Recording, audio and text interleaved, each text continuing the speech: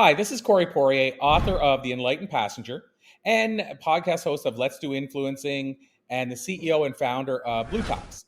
On my episode for the Business Growth Architect Show, I will share how you can mix synchronicity, spirituality, and strategy, and how it will help your impact, and how it also helped me interview names like Deepak Chopra and Tommy Chong and Jack Canfield and Lisa Nichols to the tune of 7,500 interviews. And what I'm hoping you'll do after you listen to the episode is maybe you'll grab a copy of my brand new book, The Enlightened Passenger, and also get the bonuses that we decide to offer with the release of the book. Thanks, everybody. And hello, fabulous person. Beate Chelette here. I am the host of the Business Growth Architect Show, and I want to welcome you to today's episode where we discuss how to navigate strategy and spirituality to achieve time and financial freedom. Truly successful people have learned how to master both. A clear intention and a strategy to execute that in a spiritual practice that will help them to stay in alignment and on purpose. Please enjoy the show and listen to what our guest today has to say about this very topic. Welcome back. This is your host, Beate Chelette, for the Business Growth Architect Show. And today you are in for a serious treat because we're going to talk strategy and spirituality like you haven't seen it before. With me today is Corey Poirier, who is the author of The Enlightened Passenger, multiple TEDx speaker. I mean, the list of accomplishments is longer than we have time for on this show. And he's about to publish this amazing book right now. And I'm so excited to have him on the show. Corey, I'm so excited to have you. Welcome to the show. Well, thank you so much, Beate. I'm super stoked to be here. So for somebody who has never heard about you, tell us a little bit about who you are and what is the problem that you solve for your clients? Wow. So who I am, it's sometimes hard to kind of, I'll say, sum that up in a line. But as far as my origin story that brings me to who I am today, I grew up in a small town. I found my way back to the small town. I live here now. But I was raised by a single mother, barely graduated high school. When I did graduate, I didn't know the difference between fiction and nonfiction. Didn't read my first book until age 27. So that's my origin story. Who I feel I am today to some degree is a person that's trying to impact lives in a positive way. I often say I'm trying to create a positive ripple in the world. And that could be a visible or an invisible impact, meaning you do something that you may never know that you impacted somebody's life. And sometimes you find out years later because somebody will send a message and saying, this thing you said at my college this many years ago made this difference. So as you said, I mean, I'm a speaker, which involved TEDx talks, speaking at some of the universities that when I was younger thought wouldn't be possible to speak at, and author, podcaster, interviewer. And I became obsessed a while back with interviewing people. So now it's hit like 7,500 people because I just became absolutely insanely obsessed over it. The first two books I ever read were How to Win Friends by Dale Carnegie and Think and Grow Rich by Napoleon Hill. And most often I get compared to Napoleon Hill because of the interviews, because he did a similar thing. So that's kind of who I am. And I guess the problem that I solve is people, I feel, want the shortcut. And I don't necessarily want people to take a complete shortcut, meaning like avoid doing the thing. But ultimately, I'm trying to help people take the shortcut. So the shortcut is, if I've interviewed 7,500 people and I can tell you the top 5 things they do, and it's across the board, let's say 90% of them do it, and that's who you want to become, why wouldn't you want to take the shortcut and practice what they're practicing? That's one side of it. The other side is we have a brand called Blue Talks, and within that brand, we have 4 platforms. So live stage, book, podcast, and virtual stage. And we bring people onto the platform and try to help them become the instant expert in the eyes of their clients. So I kind of compare it to like when an actor wins an Academy Award, they get better scripts, they get more money, they're viewed differently. We try to help you do that by getting you on stages like, speaking at our event at, let's say, Columbia or Oxford or Harvard, getting you to share the bill with, say, Les Brown or Jack Canfield or Lisa Nichols, getting you to co-author a book with, say, Dr. Joe Vitale, and then getting you featured on Apple, Roku, Amazon, Google Play, all the places in about 4 months, 3 or 4 months. And so I feel that's when I say that shortcut, that really shortcuts your journey because we're allowing you to do what it took me 15 years for me to do in real time. And I feel then accelerate your credibility in the eyes of potential clients. So that's, I think, the problem we solve. I like that a lot. And will you just tell us what BLUE stands for? I will. It stands for business, life, universe. Excellent.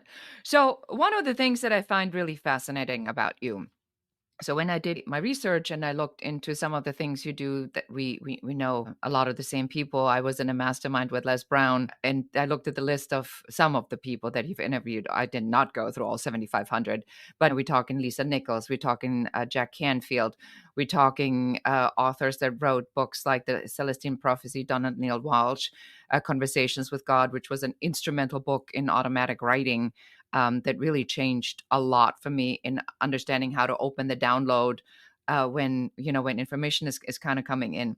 So I want to talk first a little bit about strategy. So the strategy that when you set out and you first realized that you can do anything you put your mind to, how did you get to this point, or what was it? Because it's a pretty ballsy move, if you don't mind me saying that, to go say, I'm going after Jack Canfield, I'm going after Lisa Nichols, I'm going after Donald Neil Walsh. I mean, you're going after the heavy hitters in the industry. How the heck did you do that? So there's I'll call it the sexy answer, and then there's the non-sexy answer. So the non-sexy answer first is, I did write a list of the top 100 people I want to interview when I first started. And then I became like a bulldog to figure out how to interview them. So the non-sexy answer is, and this wasn't immediate because I didn't even know this at first. I honestly put in the time and I did what I might call depositing. So I kept depositing for them. I kept giving to them. Like Gary Vee had this book, Jab, Jab, Jab, Right Hook, which stood for give, give, give before you ask. So that's what I did. I kept giving and figuring out ways I could give to these people that don't really need a whole lot, so that eventually, if I wanted to ask, they'd be more than happy to want to help. It was almost like I need to give this guy back because he's helped me so much. And there's a great quote by a guy named Alex Hormozy. And he said, the longer you delay your ask, the bigger your ask can be. And so as an example, Mark Victor Hansen, if I grab Mark's name. So Mark Victor Hansen, I interviewed multiple times. And not only did I not ask for anything, but during the interview, one of our interviews, Mark and Crystal were on, and Mark said, Corey, we're doing a bunch of interviews for our new book called Ask, ironically, and we want to get on other big shows. Feel free to refer us to any. And he was saying that on each show we get on. Obviously, it's if you're on with other show, like if you're on with a host like yourself, and you ask, hey, who else could you recommend me to? And Mark's got a big name, so the recommendation's a win-win, because the podcaster's like, yeah, I would love to have Mark on my show. And so what I did was I literally, within about a week, I dropped 25 shows on Mark and Crystal. They had told me, feel free to connect us. And the hosts were really grateful to me too, but I did pick big shows. And then that was done. And then I reached out maybe 6 months later and say, hey, Mark, just wondering if you want to get on more shows. Let me know at any point so I can make the recommendation. They were ready to do a few more, so I connected a few more. I did that for probably a year and a half before I ever asked Mark even for an endorsement on something. Nothing. Like, there was nothing I asked for at all. And then the first ask I had was, we were running an event at MIT, and I asked if he'd be willing to do a live Q&A via Zoom. So he didn't have to travel there, but live via Zoom. And he said he would, and I won't get into details because it's his numbers, but he told me what he normally charges, because I had asked him for another client for a similar thing. Anyway, all I can tell you is I paid a lot less than that. And if I recall correctly, at first, he was hesitant about taking anything. And so what I'm saying is, I delayed my ask a year and a half or whatever it was. And then when I finally asked, he wanted to help. And then, one of the things we asked about was a big documentary we were working on that got sidelined for COVID. So like we were talking about, if the documentary, if we pitched it at that time, we were pitching it to like Netflix, Hulu, Amazon. So, he was going to potentially be in the next Secret. And so we're not talking small things I was trying to do to give for him. And then since that time, I interviewed him recently he lives in Arizona. So I interviewed in Arizona, and we're getting soon the video ready of the interview. And it was at a podcast station, but it was a video interview, and he wants to be able to leverage that video. So, did that for him. I connected him with somebody else on the book side, because he has a book publishing entity now.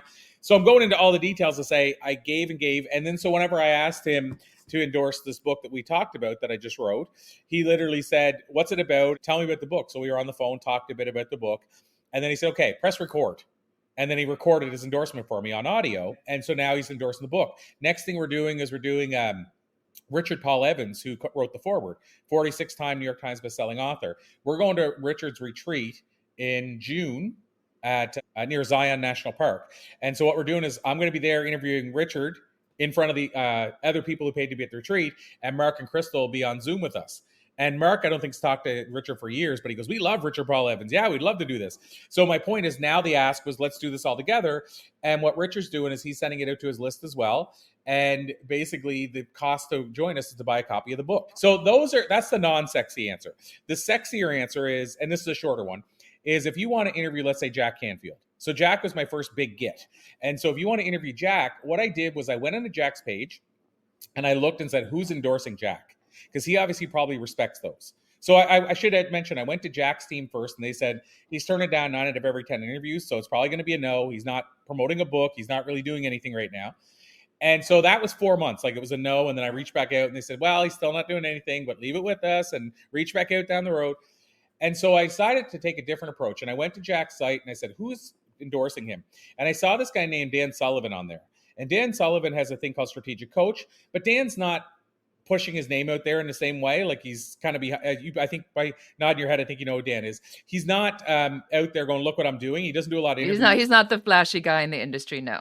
100%. And he's not doing a whack of interviews. I searched and did some stuff, and I noticed that they said on his website, check out his new interview with Success Magazine.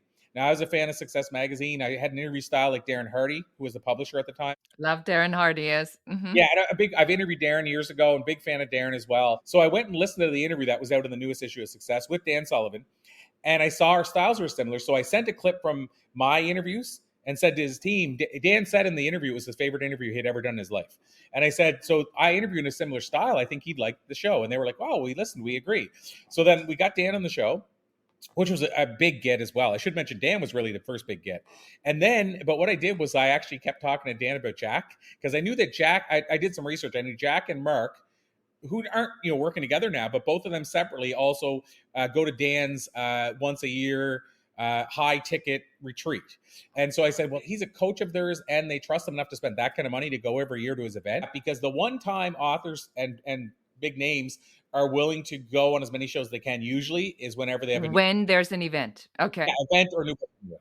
That I want to make sure the Beehive really heard, because that is a pretty smoking hot strategy. There is a window of opportunity where all this time, literally the 24/7 is set aside for interviews. And for full disclosure, at the time of the interview, we are we're doing this on a public holiday in the United States. I came in for this specifically for you. We even reserved a spot specifically to coincide with the launch. And I do this for multiple reasons, because I'm not stupid either. So I looked at who you are connected with, and I follow the same principle. So I said, if I make this available for Corey, that man will notice. And if the day and time will ever come where I need an introduction or something, I know I've made some deposits, which is a great leadway into your book, The Enlightened Passenger. And we'll talk about this in just one moment. We'll be right back. So, Corey, we talked a lot about the strategy, and I love this so much because it has all these elements of a lot of this spiritual entrepreneurship. But spiritual entrepreneurship, I think, sometimes is being misconstrued as people that are all woohoo and running around in flowy dresses and don't get their act together, and as some sort of a life coach of some sort. So when I talk about spiritual entrepreneurship or spirituality, how would you describe it to someone? Because we just established that you are a badass strategist. So how does spirituality come into what you do? So this is where this is an interesting question always for me, from the perspective that I was a spiritual skeptic for the better part of my life. I would argue I probably still am to a large degree. And what I mean by that is, you mentioned the woo-woo idea, and I have so many of my clients and really good friends that are what we'll call woo-woo. My wife is woo-woo in the sense that she's a healer. She does energy work, Reiki. My mother reads tarot cards. I'm surrounded. And I was a spiritual skeptic. So I would say, like, back then when I was a kid, I didn't know what it meant, or I would have said that's witchcraft. One of the two. Like, I just didn't have a clue. I was I was out. I wasn't in the loop. And so I've been eased into what spirituality means to me which still, the best way I can say it is I'm still not at the level of talking about like astral projection. And I haven't had one of those moments where I astral projected and flew up to the moon and back. And I'm still not there yet. And I'm not, by the way, I'm not saying I won't get there. And I'm not judging saying that isn't a thing. I'm just saying where my comprehension is at, I'm still at the level of synchronicity, intuition, the law of attraction. Like I'm at that level. I'm not at that next level where people talk about quantum and 5D and consciousness and I'm going to ascend. I'm not there yet. I understand it all. I don't think I'm ready yet. I'm not there yet. So having said that, for me, when I think spirituality, I think the universe is, I'll say it this way, it's working for me, not against me. And it's happening for me, not to me. So I'm at the level where I recognize, like I talk about it in the first of this new book, having a synchronicity journal. And so I write down when things happen that I'm like, wow, like that shouldn't happen more than once in your lifetime, let alone 5 times in a week. And sometimes more. Just to give you an example from the book, I did this talk at the University of Miami. I have a red poker chip I usually carry around with me that says PMA on it, which stands for positive mental attitude. I did the talk. I didn't have it with me. A girl in the front was really curious about this. And so I had to get a pen for somebody to write our evaluation forms, and the red poker chip fell out. Now I have multiple of them, but this one fell out. And I saw her standing there. The event was over, and I was like, she was really interested in this, so I should go show her. So I went over, I showed her the poker chip. She tried to guess at what it meant because I hadn't explained what it meant. I just said I carried it around. And then I said, do you want this? And I usually give them out. If I give them out depending on the person because I think it'll be a cool story for some people. Say, oh, I was talking about this. Now I get this poker chip. And anyway, long story short is she started crying shortly after. And I'm like, I wonder what happened. And so I asked her, are you okay? And basically she told me her boyfriend had overdosed 6 months before, and he was in the program, so AA. And where she's at, they have colored poker chips. And I think red is 60 days, and the last poker chip he showed her was a red poker chip. And now I give her a red poker chip. So the meaning to her is this is his way of saying I'm still watching over you.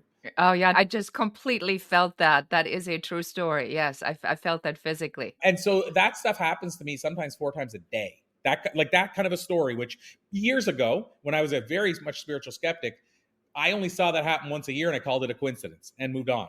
So what I'm getting at is that to me, now I go so as far as to say the universe is working for me and it's my job to notice that and lean in. So for me, writing in the Synchronicity Journal, I worked with James Redfield, who you mentioned, who wrote the Celestine Prophecy on a couple of projects. And he talks in the Celestine about just noticing, telling the universe, I see these and you'll get more of them. So I thought, why don't I physically write them down and then won't forget them as well. And I noticed that since I started doing that, like I see them so often. Well, that to me is leaning into the universe. Yes. So let me break this down a little bit so that we kind of like go through this step by step for the audience. So I think that what I'm hearing here is that there's a part about success where we recognize that there is a connection to a higher power, one source, God, whatever people want to call it. I don't care, universe. And when we lean into it, suddenly these things are happening where, I always call it getting the download. So when you get the download, you go like, there is something here, but you can't, it's an intuition, it's a feeling, right? So you can't explain it. But then when you dive really deep into the mindset or the practices of some of the people that are very, very strategic. You to talk about it in your book, the power hour, the positive thinking, make sure you do that. You have so many concepts, which we'll talk about next in the book. And it seems to me that people that follow these principles look like what they're achieving are achieving it more effortlessly. At least that's what it looks like on the outside. Am I recapping this correctly? Yes and yes. I used to struggle with that because you get to interview, like, again, I get to interview so many people, and I'm like, how do they make this look so easy? Like, it wasn't. And I mean, there's two sides of that, right? There's the strategic side, like Gary Vaynerchuk, for people who know Gary is. Gary, people didn't see him for like 5 years up at 2 a.m. on forums talking about wine. I mean, that's how he built his brand over time. Well, that's the real strategy. Like, that's the real grinding that people don't see. Anthony Trucks, a friend of mine, says, you won't see the work that I've done in the dark.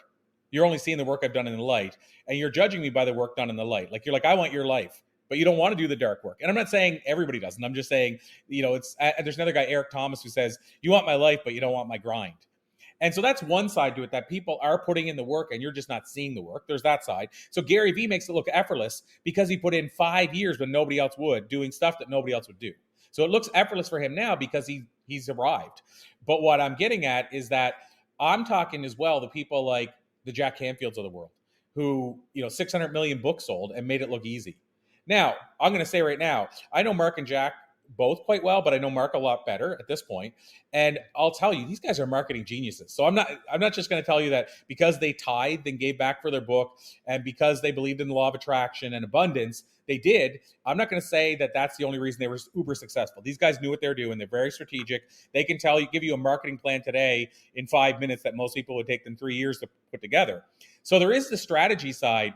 But I do believe the people that make it look effortless, there's the other side, which is what you're talking about, where they're putting in the spiritual reps, like the power hour that we talked about. Like Jack Canfield says, he puts in 20 minutes in the morning exercising, 20 minutes learning or reading, and 20 minutes meditating.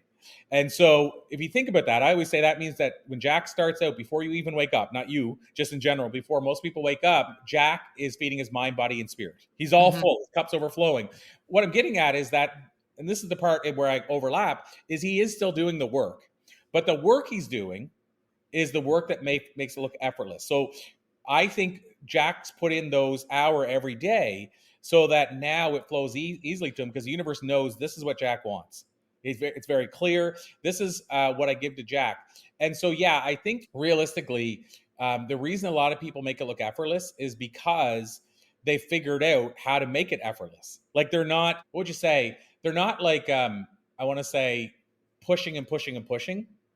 So they're being detached somewhat from the goal because they put in the work. So then however it ends up coming back to them is how it's meant to come back to them. And I will say this, not to go too far down the spiral, but I will say you'll notice I veer between what comes to you and happens for you. But also I do believe that you need to take action. So in my previous book, I talked about the law of action. And I said, I think it's right in the word attraction, but I think it's the one that people missed. Like when you watch The Secret, it was really amazing around how to attract, but it didn't say what actions you had to take. And that was the big critique about The Secret, that people thought they sit fried onion rings on their sofas and they can't just swish it into reality. And then it had a huge backlash of people, thinking this is nonsense because they forgot or missed the other part of it. Yeah, and that's what I'm getting at. Like I think there's both sides. I think constantly there's a side of you have to take action, but I think also the side you have to believe in the universe. You have to have faith that things are going to happen. I will say what I always found. I always shared this when people. It's funny. I did this when we had this virtual event. We do a live virtual event, and during the event we make an offer. So I'll use terms that not everybody talks about, but we offered a product, and one of the things we wanted to have is a video of people talking about why it's important to take action, so that people will get motivated to take action. Because if you don't ask somebody to take action, a lot of times they'll sit there and not do anything and then say, I wish I would have done that. And so I had this video with different clips, and one of them was with Joe Vitale. So Joe Vitale was in The Secret, but also wrote the Attraction Factor, and he's really known as a law of attraction expert. And so what I love is Joe, and I just heard him say it in an interview with Chandler Bolt of Self Publishing School the other day. I was listening to an interview, but Joe said to me in the interview, I think I asked them, what is the number one skill you think somebody has to have, or number one thing somebody has to do to make success happen? Anyway, long story short, his answer was persistence. I found it fascinating that the guy talks about attracting and manifesting, still believes it's important to be persistent. Because with The Secret, we were almost told, like, as long as you visualize it and think about it, you don't have to take any action, really. It's just going to come to you. And I love the fact that the attraction guy, the law of attraction guy, says persistent is the most important word in our vocabulary if we want to be successful. So I just found that fascinating. Yeah, and I want to add to that. I think that sort of in my studies, what I'm really recognizing, and I'm a big fan of Abraham Hicks, is that there is a part where you really have to understand has to be an internal vibration. And the persistence comes from not just the visualization, but also from feeling this particular energy. And our subconscious boycotts us at every step of the way. So it wants us to keep falling off. So unless we keep pushing ourselves into what is this vibration that I can be in, where I can have these thoughts of success and money and family and children and love, whatever that is that you desire, unless you unless you vibrate on that vibration, you have this perpetual conflict and this double binding message that just keeps grinding at each other. And I built and sold a business to Bill Gates. And then I thought, oh, great, I'm done with it. Now I've figured it out and I don't ever have to do the work again. Well, little did I know on what BS that was. And only to come back to that, you say it's a daily thing. You have to do this every single day. That's the grind. That's the constant working on it, to say, giving up control, believing that I can, being in that vibration, and then doing the actions that somebody who has that would be doing, which is absolutely fascinating. So, the Enlightened Passenger, you sent me a ticket. Right. And this is a business class ticket, appreciate that, to Enlightenment on flight EP 123 in seat 9B. So tell us a little bit about this. Really, I would describe it as, and I love that you did it as a pocketbook, because when I wrote my book, that was my whole point. I wanted it to be in a woman's purse. I didn't want the big hardcover. I didn't want it to be a big bulky thing. I wanted the chapters to be bathroom chapters, if I'm really honest, right? So I see what you did here. So what did you do with this book? So, I mean, honestly, some of it was intentional and some of it goes back to this intuition we're talking about. So the book itself, there's one thing I can't say because it'll give something away. So I won't go into detail. No, we cannot talk about the twist at the end. Okay. So I won't talk about that, but I just will say it came from a question that I asked people. And I thought, how cool would that be to turn that into something? And then, so I had the beginning and the end for about a year in my head, saying, okay, I know what this is going to be. I knew it was going to be a fictional book. I didn't know how long it was going to be. I knew it was going to, felt it was going to be a parable. I will say what led it to being a parable in some ways too is that not only parables changed my life, but I was reading a lot at the time. I was reading Augmendino a lot. And so it's a similar size to Augmendino's books. It's not similar to any themes of his, but it's a similar style to how he writes as well. Also, I was rereading The Monk Who Sold His Ferrari by Robin Sharma. I was rereading The Alchemist. I reread Celestine. So I was in that mode, which is probably what led it to being obviously a parable. But I spent a year where I just didn't touch it. I just knew what the idea was. And every now and then I'd jot down a note. Didn't know what the characters' names would be. In fact, I won't say why, but one of them was changed. You probably know if you know the whole book. But ultimately, I basically said, okay, I know what I want this to be. And then I didn't do anything for a year. And then we went on a family vacation. And my family's such that my wife believes in my work. She's doing similar work and she's just about to knock it out again and start doing more work like this. We had a child with a rare disorder, so she decided to take a year and a half off, 2 years, while he was going to the hospital a lot more. He's through that now. So we have 2 young kids, but we went on vacation and they're big in swimming and I'm not a swimmer. So, I was born on an island, which is kind of ironic. But anyway, we went to a vacation where we're at a cottage. And so not only did she grant me permission, she said, I think you should work on that book for the times you don't want to come and do the swimming thing. Because we're just going to be in the water. You're just going to either be sitting on the beach looking at us. Anyway, so she said, either take your choice, stay at the cottage and write, or come to the beach or whatever. And so I wrote half of the book in that 2 weeks. And then I left the book again for almost a year. And all I was doing was hacking away and doing like 4 pages and then leave it for a month. It was really weird. I don't usually write like that. And then by the end of that second year, the book was done. And then started the process of, so talk about intentional things. I sent the book out to 25 to 35 people to do a beta reader and say, what do you like? What should I change? That's very intentional. I learned that from James Redfield. He did that with Celestine. He did way more than me. He sent it out to 50 people and he wouldn't stop until they basically said they couldn't put it down, even if they had to go eat supper. They kept reading. So I learned from that and I applied that. But as far as the book itself, how it came to life as a fictional parable, as I mentioned. It's 2 passengers on a plane, old guy, young guy.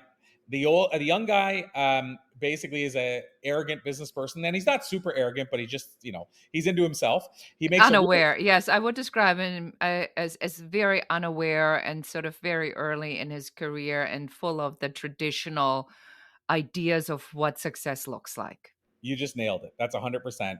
And so that's him on the plane. As you know, he bought a ticket in first class. He bought, basically the idea, he didn't want anybody sitting next to him. He falls asleep. He wakes up. There's an older guy sitting next to him. He's like, how'd you get here? He said, I was bumped because the flight was full. And he wants to go to sleep, but he sees that the older guy's made something financially of himself and he wants to know how to, because Robert makes a lot of money, but he spends a lot of money. So he wants to know what this guy knows to make more money. And he ultimately learns that it's more than about just money. That's what I would say in a nutshell. And it's shared through Treb's journey, the older guy, these 10 life lessons. Now, if I go meta into the book, it's based on my life in a lot of ways. The interviews that he talks about learning this from Les Brown, it was me in Les Brown's living room that learned the same thing that Treb learns from Les Brown backstage at an event. So Treb is a speaker like me. He's done stand-up comedy like me. His wife, Gina, is loosely based on my wife. Like, it's all linked. The one thing I didn't know, I didn't even clue in as I was writing it, because this is what I mean, some was intentional, some wasn't, is how much Robert was me early in my journey and how much I'm hopefully closer to Treb now, but how much I was pulling from me. So the only difference is I was still very kind. I still wanted to help people and all that, but I didn't know the self-help was a thing. I didn't know that I could do more. I didn't know there was more out there besides me selling photocopiers for a living.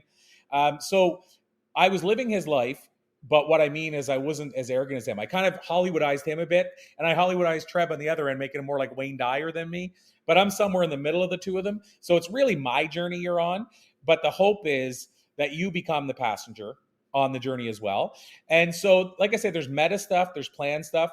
The other thing with the title is the idea I had there was, who is the enlightened passenger? I want you to wonder, because it could be Robert, who's learning more and becomes enlightened on the flight. It could be Treb, who's already more enlightened. But it could also be you reading the book. Maybe you're the passenger. It could be who you give the book to. If you give the book to somebody, now you're the passenger to give the book to them. Like, so what I mean is that who is the passenger was a question I wanted people to really wonder even after they're done with the book. So that's kind of a breakdown of the book. And like I said, the intent behind it was really to show people that we can grow, like that you can learn, you can grow.